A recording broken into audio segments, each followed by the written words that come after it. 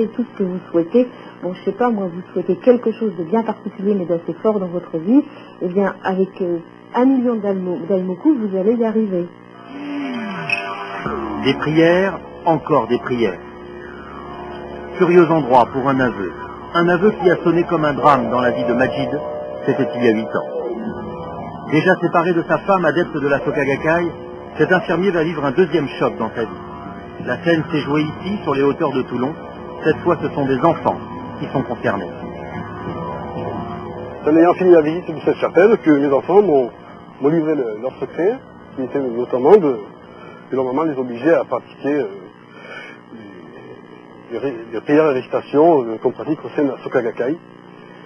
Et donc, eux, c'est pas naturel pour eux, et donc ils le faisaient pour faire plaisir à maman, et surtout en le cachant à papa. Et puis un jour, ils n'en pouvaient plus, ils m'ont révélé leur secret. C'est à partir de ce moment-là que mon enquête a commencé à débuter. Le jour où vous êtes venu ici avec vos enfants avaient quel âge? L'aîné avait 6 ans, le deuxième avait 4 ans et demi. C'est curieux d'avoir choisi un lieu de culte pour vous en parler. Depuis quelques semaines déjà, mes enfants me demandaient à ce que je leur fasse visiter toutes les chapelles des environs, ce que nous avons fait. Les visites religieuses deviennent obsessionnelles. À l'évidence, les enfants cherchent à briser un silence trop pesant entre eux et leur père. Ce qui aurait dû être une banale histoire de séparation, de garde d'enfants, tourne au cauchemar.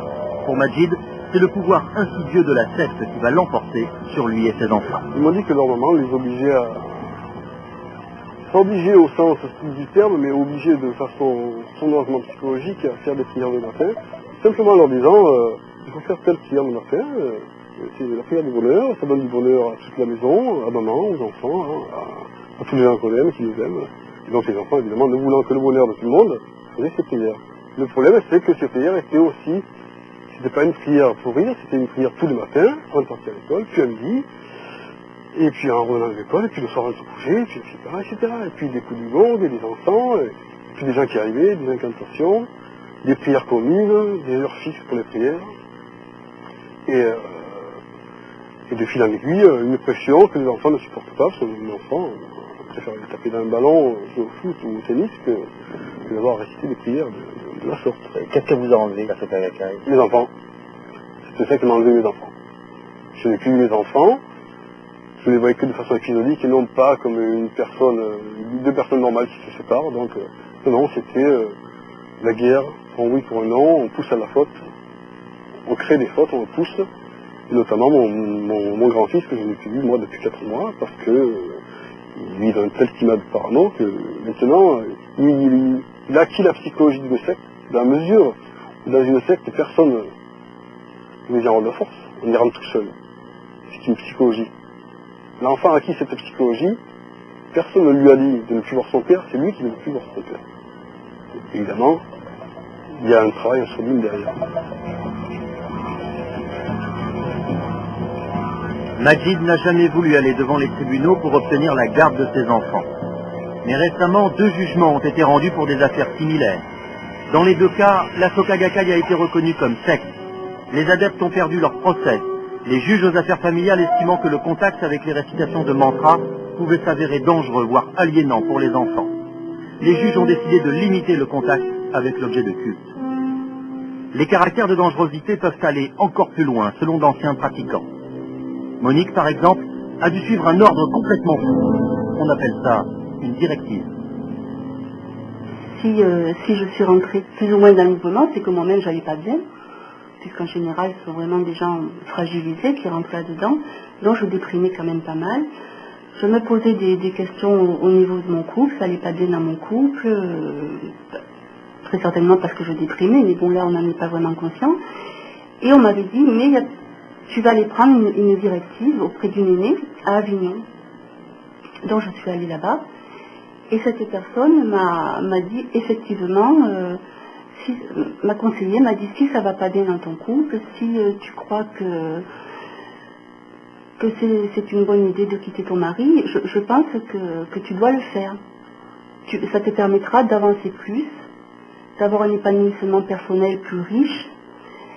Et donc on m'a donné la directive de me séparer de mon mari, effectivement, ce que j'ai fait pendant 1 an, et puis bon, Dieu merci, j'ai pu récupérer la situation, c'est-à-dire que j'ai pu récupérer mon mari. Mais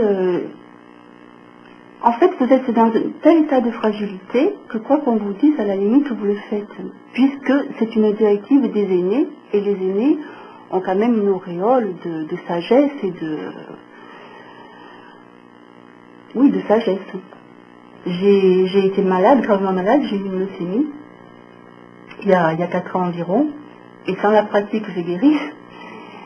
Donc, je veux dire, vivre sans la Soka Gakkai, ça pose aucun problème, et au contraire, ça va beaucoup mieux.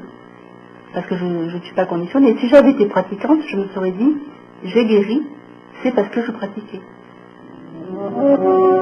Fragilisé, obéissant, mais jusqu'où peut aller la soumission? Pour Jean-Marie Abgras, l'expert psychiatre auprès des tribunaux, entrer dans une secte revient à parier sur son avenir. C'est une forme de jeu.